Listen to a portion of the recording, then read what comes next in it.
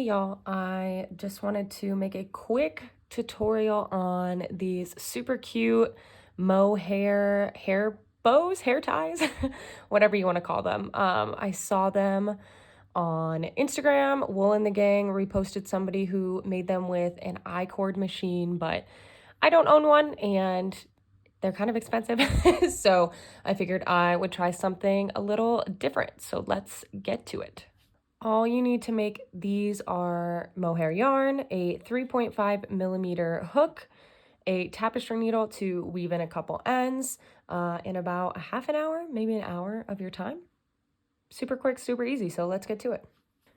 For these, I'm going to use some Concept Mohair cotton that I've had laying around for a while. It's just seriously incredible. Like, this might be my favorite fiber that I've ever bought. This is also the first time that I'm using mohair, and yeah, it's just amazing. I can't recommend it enough. I will link to it in the description. And then I'm also using this Clover Amour size E or 3.5 millimeter hook.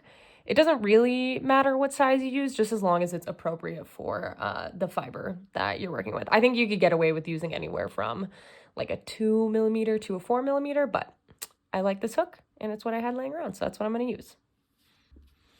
So to make these, instead of using the I-cord machine, we are going to use a foundation single crochet, and we're going to work that for about 20 inches. I wouldn't recommend anything shorter, but if you wanted to make it longer, go right ahead.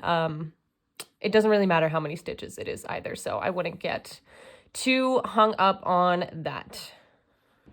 And just for some background, the reason that I chose a foundation single crochet instead of just like a chain and working back on it is because, one, I didn't know how long I wanted it to be off the bat. So the foundation single crochet allows you to work the length at the same time that you're building the width, which is like super helpful.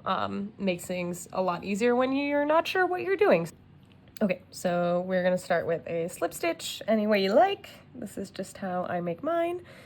And then when you pull through, no need to make it super tight. I mean, just enough that it's hugging the hook. Okay, and then we'll chain 2. And in order to perform a foundation single crochet, we're gonna go through these 2 parts of the first stitch. So we go back through here and through the back bump. So it's the back loop and the back bump of the first stitch. And we're gonna pull through 1, yarn over, like that, and then yarn over, pull through 2. So we're creating, oops, we are creating the length at the same time as the height that way. And then we're just gonna do it again. Oops, back through the back bump and the back loop, yarn over, pull through, yarn over, pull through 1, and pull through 2. And I'll do that a couple more times so you can follow along.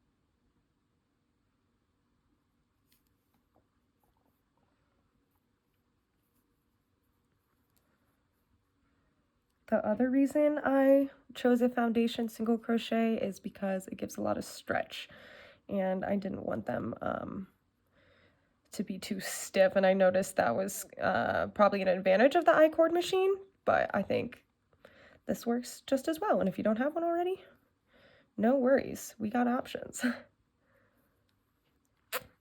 Okay, and y'all, that is literally it. I am just gonna keep doing this until I reach 20 inches of length for this one, and then I will cut it and sew in the ends, and then I am good to go. So I'll show you how I sew my ends in here really quick. I'm not going to finish this one, but let's try that. Okay, I actually ended up, oops, I actually ended up grabbing a way smaller tapestry needle because, I mean, this one is just like massive. Oops. Okay, so really easy to weave your end in. You just thread whatever needle you're working with. And I am just gonna do my best to go through the middle, kind of starting right here. And since this stitch is, it's got a little bit of stretch to it, so there's like some pockets in between. You might be able to see it, but you won't be able to tell by the time you cut it. Okay, so it kind of looks like, I don't know, like a Celtic knot or something, an accordion maybe. And then just pull through. Whoa.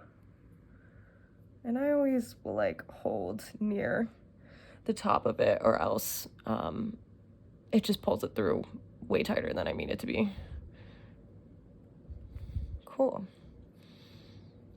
And then that way I can just go like that and adjust. Boom.